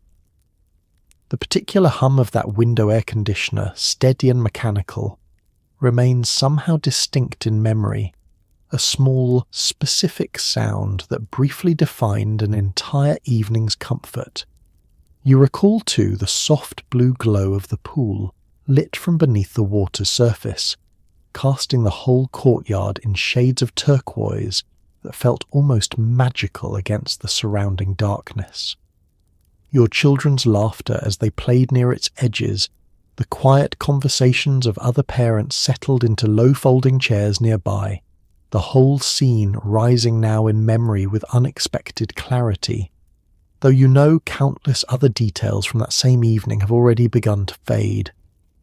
There was something in the room itself too, that particular quiet before sleep, the neon signs glow filtering faintly through thin curtains, the sense of shelter found briefly in a space that belonged to no one in particular, yet felt, for those few hours, entirely yours. It's a strange kind of intimacy, this temporary claiming of a stranger's room, made your own simply through the act of resting there, however briefly. Your spouse glances over at you now, perhaps noticing your thoughtful silence, and asks what you're thinking about. You mention the motel, the pool, the particular blue of its lighting, and they nod in recognition, admitting they've been thinking of it too. This small, unremarkable place that somehow left its own quiet mark on the journey. The highway continues ahead, promising more towns, more stops, perhaps another motel tonight much like the one now fading gradually behind you. Yet you carry forward too this small collection of sensory memories, the hum, the glow, the quiet, details that will likely surface again unexpectedly in years to come, prompted perhaps by a similar sound, a similar shade of blue, a similar quality of evening quiet.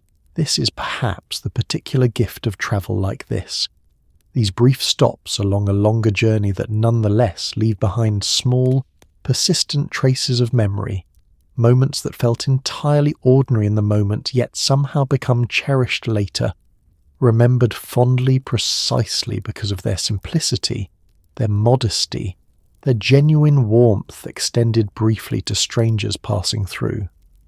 The road continues onward, carrying your family steadily toward whatever the day's remaining miles hold in store.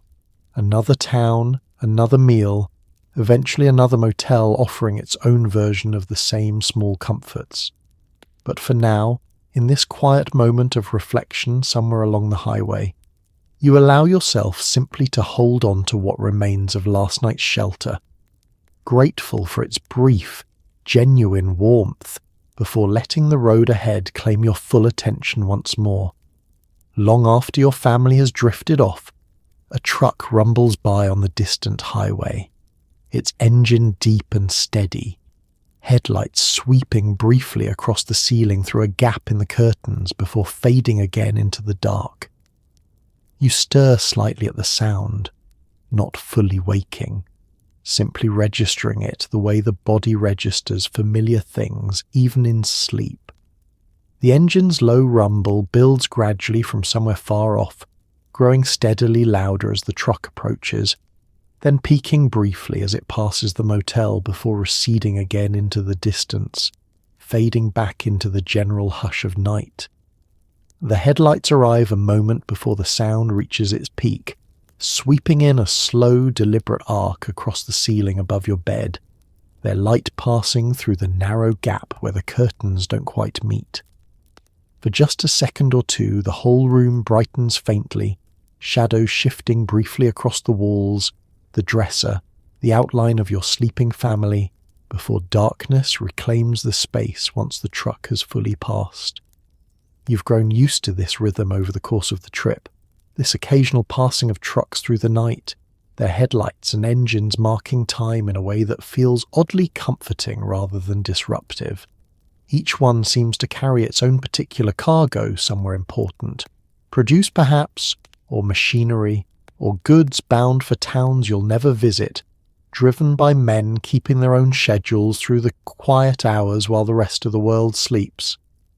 Your spouse shifts slightly beside you, perhaps disturbed briefly by the same sound, murmuring something indistinct before settling back into steady, even breathing.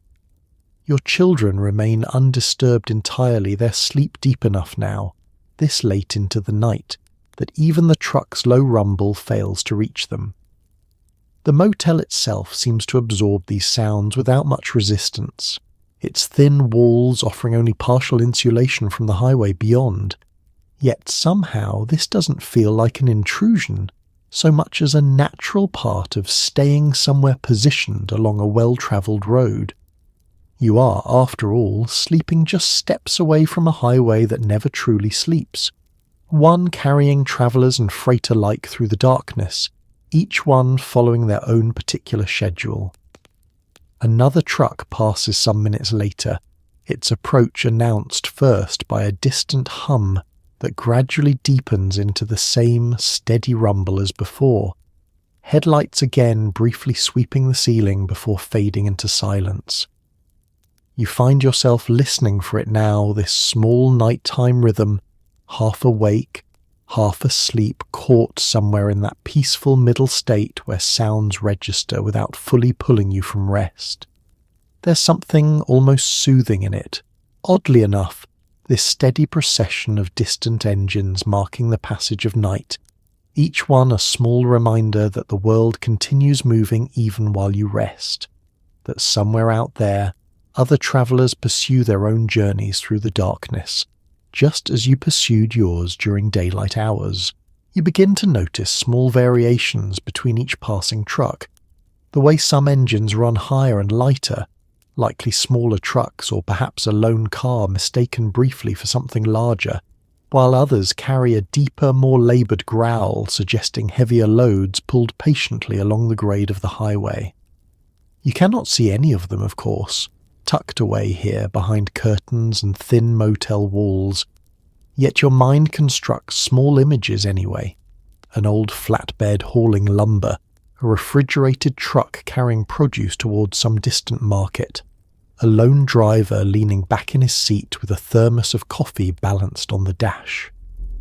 The rhythm settles into something almost musical after a while, a truck's approach and departure marking a kind of meter to the night, silence stretching between each pass long enough that you begin to drift towards sleep again before the next one arrives to gently interrupt you.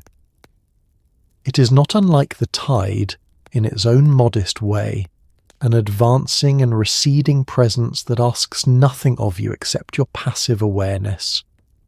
You think, briefly, of your own day's driving, the miles covered, the small towns passed, and wonder whether any of these truckers passed you somewhere along the road today, whether your paths crossed unknowingly at some gas station or diner counter, before both continuing on toward your separate destinations. There is a strange kinship in that thought, this recognition that the highway connects travellers of every kind, families on vacation and truckers hauling freight alike, each pursuing entirely different purposes, yet bound together by the same ribbon of asphalt stretching endlessly in both directions. The room around you remains otherwise still, the air conditioner's steady hum providing its own quiet counterpoint to the occasional truck passing outside. Your family's breathing settling into that deep, unhurried rhythm particular to real rest after a long day's travel. You allow your eyes to close again, no longer resisting sleep's gentle pull, letting the distant sound of engines become simply another texture in the night's fabric, no more alarming than the wind or the settling creak of the building itself. You drift back towards sleep eventually, the sound of the most recent truck fading entirely into silence, replaced once more by the steady hum of your room's air conditioner and the soft, even breathing of your family around you. Perhaps another truck will pass before morning, perhaps not, but either way, sleep reclaims you gradually, pulling you back under, leaving behind only the faintest memory of headlights sweeping briefly across a darkened ceiling. Somewhere near dawn, one final truck passes, its engine sounding somehow gentler in the pale early light beginning to seep faintly around the curtain's edge, as though even the highway itself has softened its pace in anticipation of the morning. You do not fully wake for this last one, only register it dimly, a passing shadow of sound woven into the final stretch of your night's rest, before the room settles fully into the quiet stillness that precedes true morning. Somewhere on the other side of the thin motel wall, a radio plays low, just barely audible, a faint melody drifting through the plaster, along with the murmur of voices too soft to make out any actual words. You notice it first during a quiet stretch of evening, after the television has been switched off and the room has settled into its own particular hush, that faint hum of music seeping through from whatever room sits adjacent to yours. It's not loud, not intrusive exactly, simply present, a small reminder that these walls, however solid they appear, offer only modest separation between one traveller's evening and another's. The melody itself remains difficult to identify precisely. Filtered as it is through plaster and wood, its higher notes softened, its rhythm reduced to something more like a gentle pulse than a fully formed tune. Occasionally a voice rises slightly above the music, someone speaking to a companion perhaps, though the actual words remain indistinct, blurred by distance and the wall's muffling effect. You find yourself listening for a moment, curious despite yourself about the lives unfolding just steps away. Another family or perhaps a solitary traveller settling into their own evening much as you've settled into yours.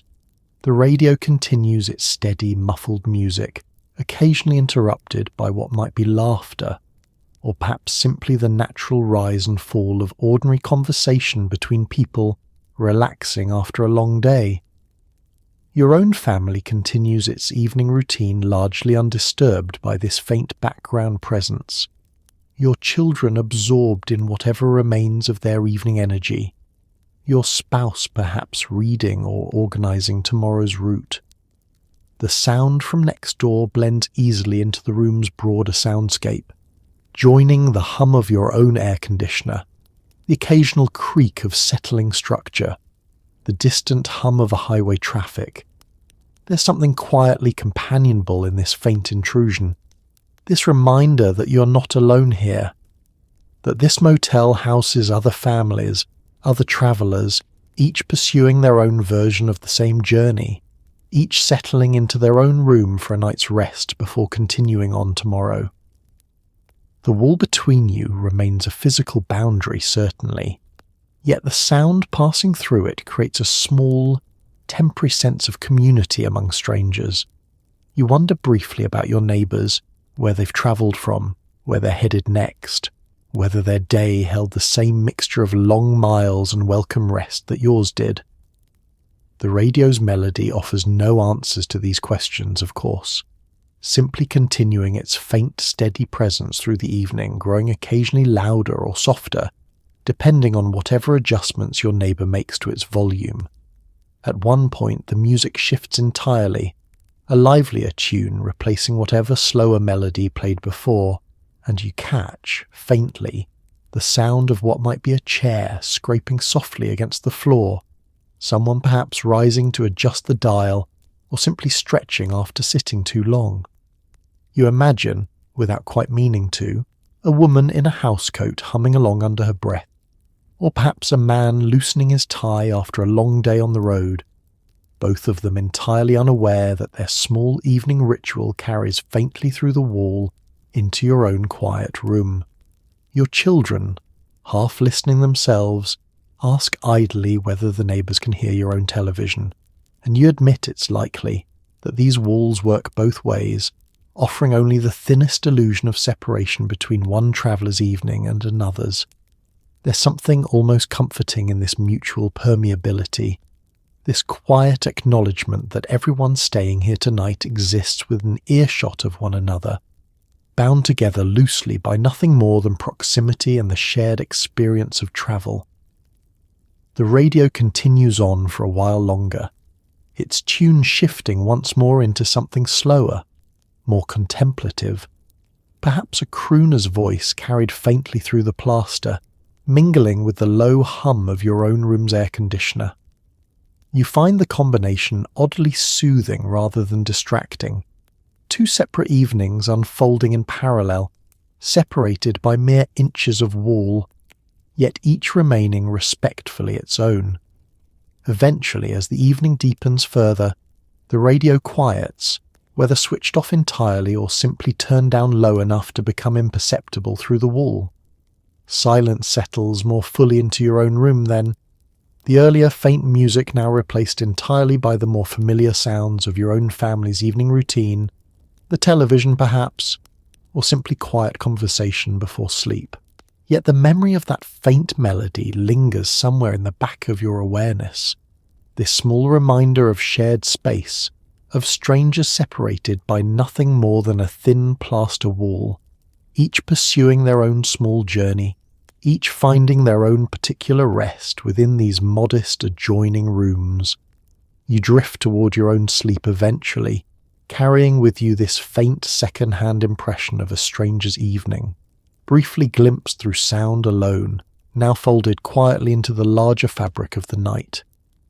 Sunlight finds its way in early, slipping through the gap where the curtains don't quite meet, laying a bright, narrow stripe across the foot of the bed, long before anyone in the room is ready to wake. The light begins as little more than a suggestion, a faint greying of the darkness beyond the window, gradually strengthening as the sun climbs higher somewhere beyond the horizon. By the time it reaches full strength, it arrives as a single, precise stripe, cutting across the foot of the bed with surprising clarity, illuminating the folded blanket, the edge of the mattress, a small section of carpet beyond. You stir slightly as the light reaches your feet, not fully waking at first, simply registering its warmth through the thin blanket covering you. The room remains otherwise dim, the curtains doing their modest best to block the fuller brightness of morning, yet that single narrow gap proves persistent, allowing just enough sunlight through to mark the passage of night into day. Your spouse shifts beside you, perhaps disturbed by the same gradual brightening, murmuring something about the early hour before settling back into whatever remains of sleep. Your children, in the adjacent bed, remain largely undisturbed, their own deeper, less interrupted sleep unaffected by this narrow stripe of light now creeping slowly across the floor as the sun continues its climb. You watch it for a while, this small, precise line of brightness, marking time in its own quiet way, the way a sundial might, if reduced to this single practical function within an otherwise dim motel room. It moves almost imperceptibly, yet if you check back after several minutes, its position has clearly shifted, evidence of the Earth's steady rotation carrying you all toward full morning. Outside, you can already hear early signs of the motel waking around you. A car door somewhere in the parking lot, perhaps another family beginning their own morning routine, a screen door creaking distantly, footsteps on gravel growing briefly audible before fading again into silence. The world beyond your curtained window continues its steady awakening, regardless of whether you're fully ready to join it. You consider for a moment rising to adjust the curtains fully, to block out this persistent stripe of light and steal a few more minutes of sleep before the day's travel resumes. Yet there's something pleasant too in watching it slowly claim more of the room, this simple, natural signal that another day has arrived. Another stretch of highway waits, another destination looms somewhere ahead. The stripe widens gradually as the minutes pass, first reaching only the foot of the bed, then climbing steadily upward until it touches the edge of the blanket where your own legs rest beneath it. Dust motes drift lazily within its narrow beam, catching the light in small glittering flecks that seem almost suspended in the still morning air, visible only within this precise column of brightness, cutting through the room's otherwise dim interior. You watch this small phenomenon with a quiet, half-awake fascination, the kind reserved for those early morning minutes when the mind moves slowly, content simply to observe rather than plan or worry. The light itself carries a particular golden warmth at this hour, softer than the harsher white light that will arrive later once the sun climbs fully into the sky.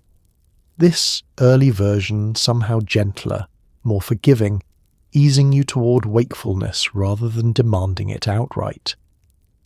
Somewhere beyond the window a bird calls out, its song carrying faintly through the thin walls, joined shortly after by another, the two exchanging brief calls back and forth in whatever avian conversation greets every new day, regardless of who might be listening.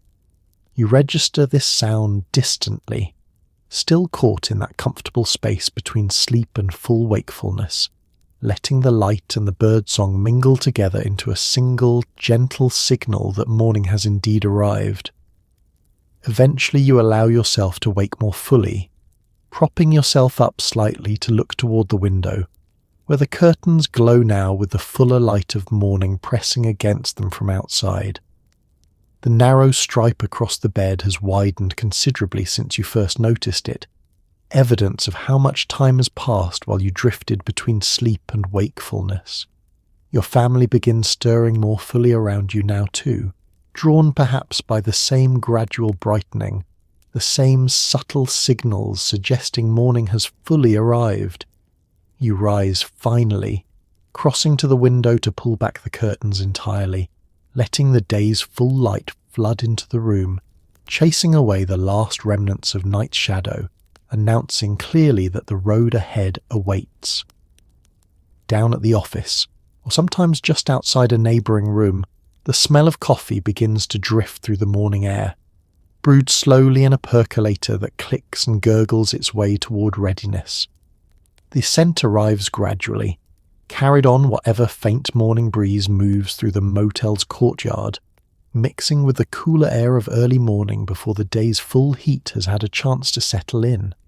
You notice it first as something barely perceptible, a faint richness beneath the more general smell of dew on gravel and the lingering coolness of night, but it grows steadily stronger as you step outside your room. Somewhere nearby, perhaps just outside the office or on a small table set up near a neighbouring room, a percolator works steadily through its process, water bubbling up through the grounds in a rhythm marked by soft percussive clicks, each one signalling another small cycle of the brewing process moving toward completion. The sound is oddly satisfying, mechanical yet somehow organic in its steady repeating rhythm. You find yourself drawn toward it, the same way anyone is drawn toward the smell of good coffee on a cool morning, and perhaps you make your own way toward the office where a pot waits for guests, or perhaps you simply enjoy the scent drifting past as you load the car for the day's continued travel. Either way, the smell carries with it a particular promise, warmth, alertness, the gentle nudge needed to fully shake off whatever remains of sleep's grip. Other guests move through the courtyard too, drawn by the same scent, some carrying their own cups toward the office, others simply pausing briefly to breathe in the aroma before continuing their own morning routines. There's a quiet camaraderie in this shared appreciation, strangers united briefly by nothing more than a mutual fondness for coffee, brewed the old way, slow and steady, rather than rushed.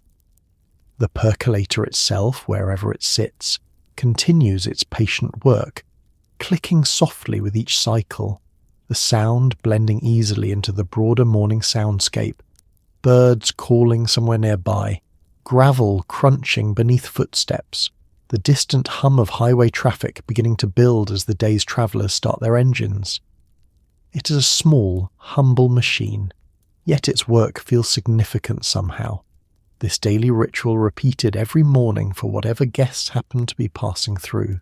You make your way toward the office slowly, savouring the last quiet minutes before the day's driving fully claims your attention, and find the innkeeper already tending to the percolator, checking its progress with the practiced patience of someone who has performed this exact task every single morning for years.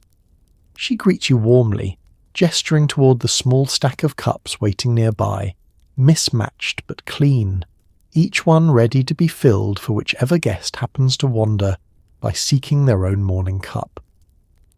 The percolator itself sits atop a small hot plate, its glass knob at the top clouding gently with each fresh surge of coffee rising up from below, a small window into the brewing process that somehow makes the whole ritual feel more transparent, more honest than the push-button machines you're accustomed to at home. You watch it for a moment, this simple, mesmerizing rhythm of bubble and click, before the innkeeper finally deems it ready and reaches for the pot's handle. She pours carefully, the dark liquid steaming as it fills your cup, and hands it across with a small, genuine smile, wishing you safe travels for whatever the day still holds. You accept a cup eventually if you've made your way to the office, the innkeeper pouring it carefully, steam rising in a thin curl toward the ceiling, the liquid dark and strong, promising exactly the kind of wakefulness needed before a full day of driving. You wrap both hands around the cup, feeling its warmth, breathing in its rich scent one final time before taking that first careful sip. The coffee itself tastes simple, unadorned, nothing fancy, yet somehow perfectly suited to this particular morning, this particular moment of transition between rest and renewed travel. You carry your cup back toward the car, sipping slowly as you help finish loading the remaining bags, the day's journey now fully underway. Behind you, the percolator continues its work for whichever guests remain, its steady clicking rhythm marking time much as it has every morning before, offering this same small comfort to whoever needs it, before eventually falling quiet again once its work is done, its glass knob clearing gradually, its purpose fulfilled for one more morning, along the endless procession of mornings this small motel has already seen and will continue to see, long after your own family has driven on toward whatever the day's highway holds. The tank is full, the windows are down, and the highway ahead stretches out clean and empty in the early light, the whole day still unwritten, waiting patiently for wherever the road decides to take you next. You pull out of the gas station just beyond the motel, the attendant's wave still lingering in your rearview mirror, the tank now full and ready for whatever miles the day demands. The windows are rolled down fully, morning air rushing pleasantly through the car, carrying with it the mixed scents of gasoline dust and the faint green freshness of countryside not yet fully warmed by the day's climbing sun. The highway stretches ahead with a particular kind of emptiness found only in these early hours, before the day's traffic has fully built, before the heat has settled fully into the asphalt. It feels almost like a blank page, this open road, its possibilities still entirely unwritten, the whole day ahead waiting patiently to be filled with whatever towns, sights, and small adventures the journey holds. Your children lean slightly out the rear windows, faces turned into the rushing air, hair blowing wildly, clearly delighted by this small, simple pleasure of open windows and open road. Your spouse beside you glances at the map once more, confirming the route, though for now there's little need to think too far ahead, the immediate stretch of highway offering more than enough to hold your attention. The radio plays softly, tuned to whatever station manages to hold a clear signal this far from any major city, filling the car with music that feels perfectly suited to this particular morning, this particular sense of renewed momentum after a night's rest. The engine hums steadily beneath you, the car itself seeming as refreshed as you feel, ready for another day's steady progress toward wherever your final destination might be. Behind you, the motel and its modest cluster of rooms has already faded from view, swallowed by distance and the gentle curve of the highway, leaving behind only the memory of last night's shelter, already settling comfortably into the broad collection of memories building throughout this journey. Ahead, the road offers only promise, only possibility, mile after mile of countryside waiting to reveal itself as you continue forward.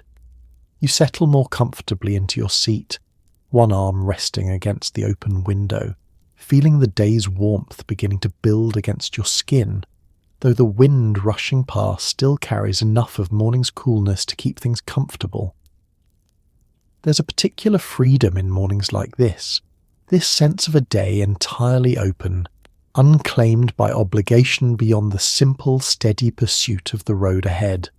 The countryside begins to shift gradually around you, fields giving way occasionally to small clusters of farmhouses, a grain silo rising alone against the horizon, a line of fence posts stretching alongside the road like a slow, steady heartbeat, marking distance covered. Your children have quieted somewhat now, lulled by the wind and the engine's steady hum, content simply to watch the scenery pass, occasionally pointing out a barn, a herd of cattle grazing in some distant pasture, a hawk circling lazily overhead.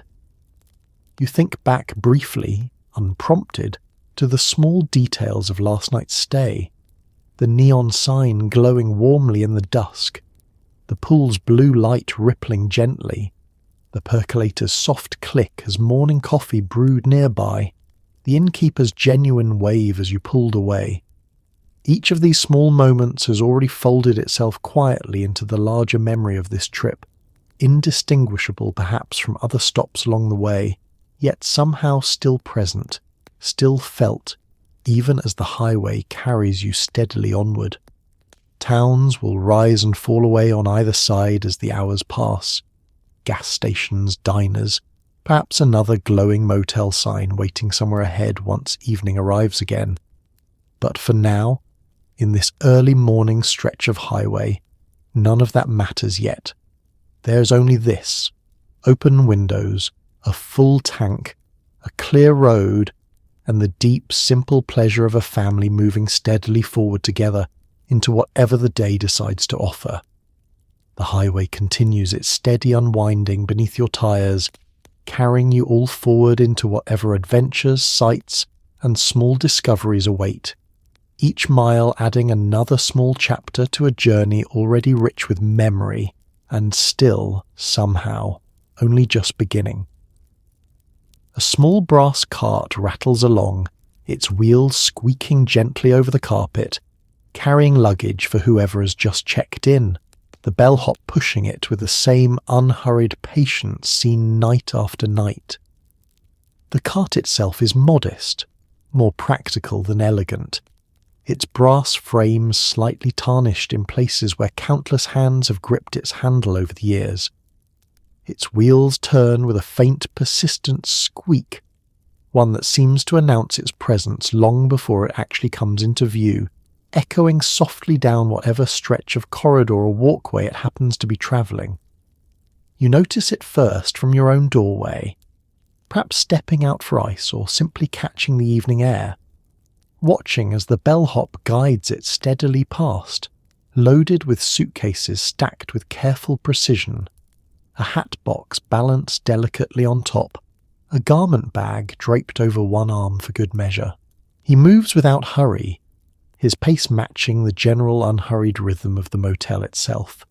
This small, self-contained world where nothing seems to demand more urgency than a friendly nod and a polite word of greeting. The guests following behind him walk with the particular tiredness of people who have just arrived after a long day's travel. Their eyes taking in the same details you noticed yourself the night before: the modest but tidy rooms, the glow of the pool, the friendly face waiting behind the front desk. You feel a small kinship with them, these strangers just beginning the same experience you're now partway through, and you offer a brief nod as they pass, which they return with equal warmth. The bellhop pauses eventually outside whatever room has been assigned to them, setting down the cart's handle with practiced ease, retrieving keys from his pocket to unlock the door before carrying the luggage inside piece by piece. His movements are efficient without being rushed, the product of long practice, of countless similar arrivals handled with the same quiet competence. You watch for a moment longer, curious about the small rituals that keep a place like this running smoothly, the invisible labour behind every guest's comfortable arrival. The bellhop reappears eventually, cart now empty, ready to be wheeled back toward the office for its next assignment, whether that comes in an hour or not until tomorrow evening. He offers a polite greeting as he passes you again, asking if you're enjoying your stay, his tone genuine despite what must be a question asked dozens of times each week.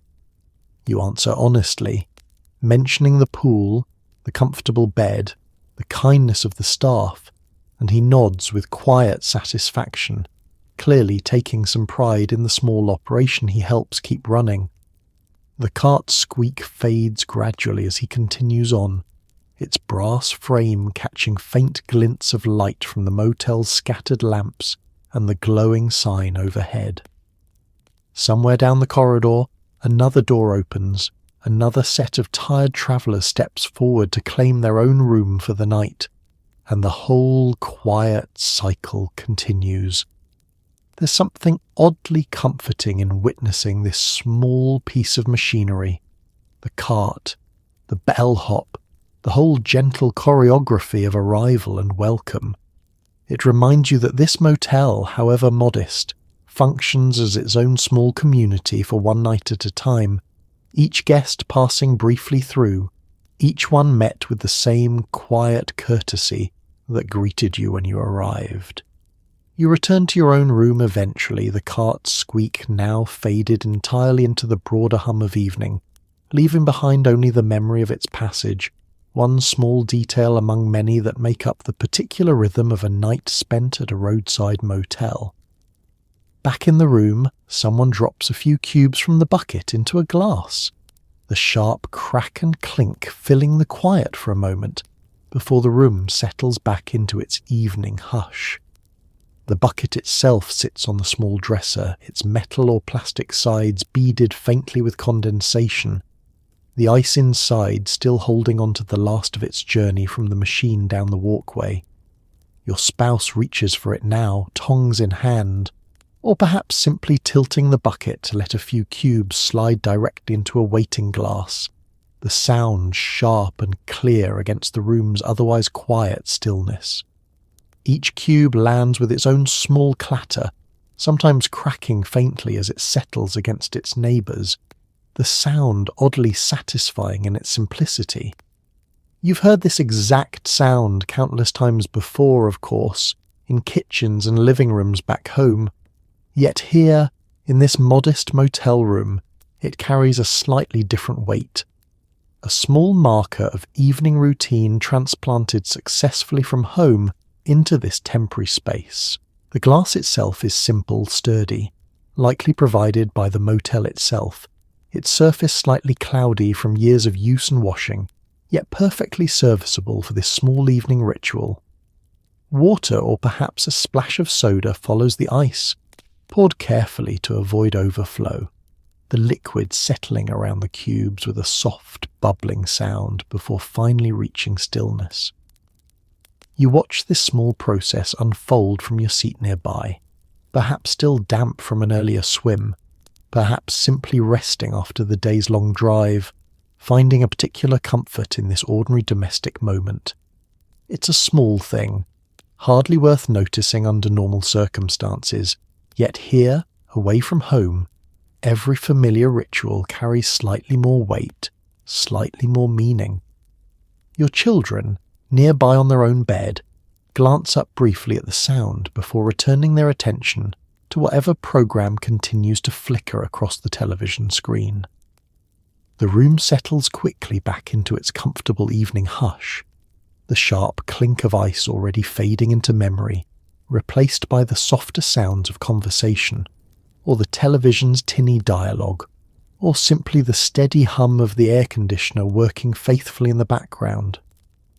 Your spouse takes a slow sip, the ice shifting gently within the glass, another soft clink marking the small movement. There's something deeply relaxing in this simple act, this evening ritual performed exactly as it might be at home, yet made slightly more special by its context. This temporary room, this pause in the middle of a longer journey. You accept a glass yourself eventually, feeling the cool condensation forming quickly against your palm, the ice cubes clinking softly as you shift the glass in your hand. The first sip is refreshing, cool and simple, chasing away whatever remains of the day's heat and tiredness. Outside, the evening continues its own quiet rhythm, the pool glowing softly somewhere across the courtyard, other families settling into their own rooms for the night. But here, in this small space, this simple sound, ice cracking gently in a glass, marks its own small moment of comfort, a familiar ritual carried successfully from home into this temporary shelter, offering its own modest reassurance that even far from home, certain small pleasures remain steady and available. Near the front office, a small glass booth holds a payphone, its metal cord coiled and slightly worn, waiting for anyone who needs to call ahead to the next town or simply check in with someone back home. The booth itself stands modestly near the edge of the parking lot, its glass panels slightly clouded from years of weather and use, its metal frame painted the same practical grey found on countless similar booths scattered along highways across the country. You notice it first upon arrival, tucked into its small corner near the office, easy to overlook amid the more immediate concerns of checking in and finding your room. But this evening, perhaps needing to call ahead to confirm tomorrow's reservation, or simply wanting to let family back home know you've arrived safely, you make your way toward it, feeling the gravel shift slightly beneath your shoes as you cross the lot. The booth's door creaks softly as you pull it open, its hinges slightly stiff from disuse, or perhaps simply the humidity of the evening air. Inside, the space is compact, just enough room to stand comfortably while holding the receiver to your ear, a small shelf beneath the phone itself offering space for a coin purse or a scrap of paper with a number written on it. The phone's metal cord hangs in loose coils, slightly worn from years of handling, twisted in places from countless previous calls made by countless previous travellers passing through this same small booth. You reach into your pocket for change, the coins cool and slightly heavy in your palm, and feed them carefully into the slot, listening for the small mechanical clicks that confirm each coin's acceptance. The dial tone hums steadily once the connection begins, and you dial carefully, each number requiring a full rotation of the dial before springing back into place with a soft whir. The line connects eventually, crackling faintly with the distance the call must travel, and a familiar voice answers from somewhere far away, warm with relief at hearing from you, curious about the day's travels, the towns passed, the motel where you've settled for the night. You describe it briefly, the pool, the neon sign, the friendly innkeeper, keeping the conversation short given the meter running steadily in the background. Through the booth's glass panels, you can see the motel's courtyard beyond, the pool's soft blue glow, a few guests still lingering nearby in low folding chairs, the office window glowing warmly with its own steady light. The whole scene feels oddly distant now, viewed through glass, as though this brief phone call has temporarily separated you from your immediate surroundings, connecting you instead to home, however many miles away that might be. The call ends eventually, the receiver settling back into its cradle with a soft click, the dial tone fading into silence. You step back out of the booth, the door swinging shut behind you with the same soft creak, and the evening air feels fresh again after the booth's slightly stuffy interior. Walking back toward your room, you feel a small, quiet satisfaction. This brief connection maintained across the distance, this simple reassurance offered to family waiting back home. The payphone booth remains behind you, its glass panels reflecting faintly the pool's blue glow, ready and waiting for whoever else might need it before the night fully settles in. A brief evening shower passes through, and the scent that rises from the parking lot afterward, warm asphalt meeting fresh rain, is unlike anything you'd notice back home, sharp and clean and strangely nostalgic. The rain arrives without much warning, a few scattered drops at first, tapping softly against your window, followed quickly by a fuller, steadier patter that sends whoever remains outside scurrying toward the shelter of their rooms or the covered walkway running along the building's edge. You watch it from your own doorway, the sky above having shifted rapidly from clear evening blue to a deeper, more turbulent grey, clouds gathering with the particular suddenness common to summer evenings. The parking lot's gravel and pavement darken quickly beneath the rain's steady rhythm, puddles beginning to form in the low spots, water running in thin rivulets toward whatever drainage exists along the lot's edges. The sound itself is soothing, that steady patter against the roof, against the pavement, against the leaves of whatever trees or shrubs line the motel's modest landscaping. Within minutes, the shower begins to ease, the heavy patter softening gradually into a lighter drizzle, before stopping almost entirely, leaving behind a world that appears freshly washed, colours somehow more vivid than before, the neon sign's reflection now shimmering faintly in the puddles scattered across the lot. You step outside cautiously, testing the air, and that's when the scent reaches you fully. That particular sharpness of rain meeting warm pavement, rising up in a fragrance both clean and strangely nostalgic. It's a smell that seems to belong specifically to summer evenings like this one, evenings spent travelling somewhere unfamiliar, caught briefly by a passing shower before continuing on with whatever the evening still holds. You breathe it in deeply, this particular combination of wet asphalt, freshened air, and the faint mineral scent that rain always seems to carry with it. Your children venture out too, drawn by the same fresh scent, perhaps hoping to splash briefly through the puddles now scattered across the lot before being called back inside. The air feels cooler now, cleansed somehow of the day's earlier heaviness, carrying with it a freshness that makes the whole evening feel renewed, given a second chance after the day's long warm hours.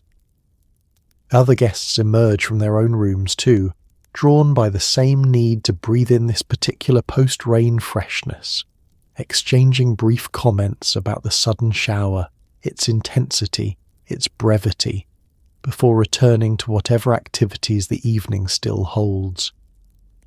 The pool surface, visible across the courtyard, ripples gently still from the rain's recent passage, its blue glow now mixed with the reflection of scattered clouds beginning to clear overhead. You linger for a few minutes longer, simply breathing in this fresh, rain-washed air, feeling the evening's earlier heat finally beginning to properly break. There's something deeply satisfying in this small weather event, this brief interruption to the evening's routine, followed by this particular scent that seems to mark, more clearly than anything else, the specific character of a summer night spent somewhere far from home. Eventually you make your way back toward your room, the scent gradually fading as the pavement begins to dry beneath the returning warmth of the clearing sky. Yet something of it lingers in memory, this brief shower, this sharp, clean smell rising from hot pavement. Meeting sudden rain, a small sensory detail that will likely remain associated, for years afterward, with this particular night, this particular stop along a much longer journey.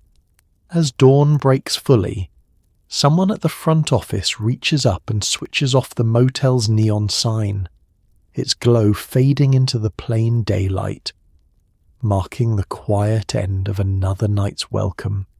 You notice it almost by accident, stepping outside early to load the last of your bags before the day's departure, catching the exact moment the sign's steady buzz falls silent, its neon tubes dimming gradually until they disappear entirely into the growing daylight. It's a small, almost unremarkable transition, yet you find yourself pausing to watch it happen, struck by the particular symbolism of this quiet daily ritual. The sign that glowed so warmly, so invitingly, the night before now stands plain and unremarkable against the brightening sky, its letters visible now only through their physical shape rather than any illuminated glow. Somewhere inside the office, the innkeeper has likely reached for a switch, performing this small task exactly as she has every morning, marking the transition from night's welcome to day's quieter routine. The parking lot around you has already begun stirring with its own morning activity, other guests loading cars, checking rooms one final time, exchanging brief farewells with staff members preparing for the day's incoming arrivals and outgoing departures. The pool sits calm and clear in the morning light, its underwater lights now switched off too, its water simply reflecting the pale blue of the morning sky, rather than the deeper turquoise glow of the previous evening. You find yourself reflecting briefly on the sign's nightly cycle, this steady rhythm of illumination and darkness that has likely repeated itself every single night since this motel first opened its doors, welcoming travellers after dark, then resting quietly through the brighter hours before preparing once again for evening's return. There's something almost meditative in this thought, this recognition of steady, unglamorous routine underlying even the most memorable travel experiences. Your children climb into the car behind you, oblivious to this small moment of reflection, already thinking ahead toward the day's drive, the towns to be passed, perhaps another pool waiting somewhere down the road at tonight's destination. Your spouse finishes loading the trunk, glancing briefly at the now dark sign before joining you inside the car. You take one final look at it yourself, this modest structure that glowed so vividly the night before, guiding you in from the darkening highway, promising rest and shelter after a long day's travel. Now, in the plain light of morning, it simply stands quiet, waiting patiently through the day's brighter hours before its next scheduled illumination sometime after dusk. The engine turns over, and you begin your own slow pull out of the parking lot, passing close by the office one final time, offering a final wave to whoever might be watching from within. The sign remains behind you, dark now against the pale morning sky, indistinguishable almost from any other roadside structure, its nighttime magic entirely dependent on darkness to bring it fully to life. As you merge back onto the highway, you glance once more in your rearview mirror, catching a final glimpse of the motel's low, quiet buildings, its dark, resting sign, its pool now calm and unlit. Tonight, somewhere else along the highway, another sign will glow just as brightly for some other tired traveller, continuing this same quiet cycle you witnessed here. Welcome given, rest provided, and then, each morning, the light allowed to rest as well. And so the sign goes dark, the highway stretches on, and the small motel behind you settles back into its quiet, waiting for whoever arrives next. Think about it for a moment before you drift off tonight. The innkeeper who remembered your name after just one evening. The towels folded with such care. The percolator clicking faithfully every single morning for strangers who would never stay long enough to properly thank her. None of it was extraordinary.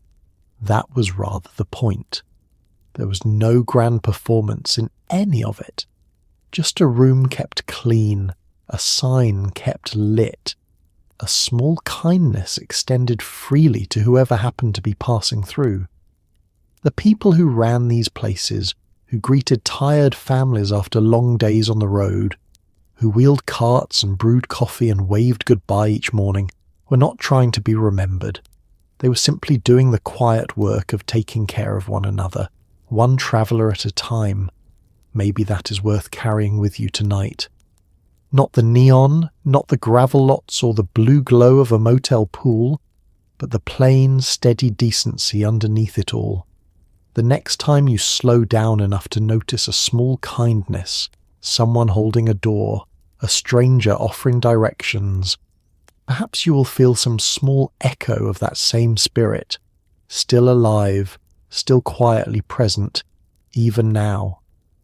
History is not always dramatic. Sometimes it is a gravel lot and a glowing sign and someone waiting behind a counter who is glad you made it safely. And that is enough. That has always been enough. So let the hum of the road fade now. Let the day settle gently behind you. Wherever you are tonight, you're welcome here, and you're safe, and you are home. Good night.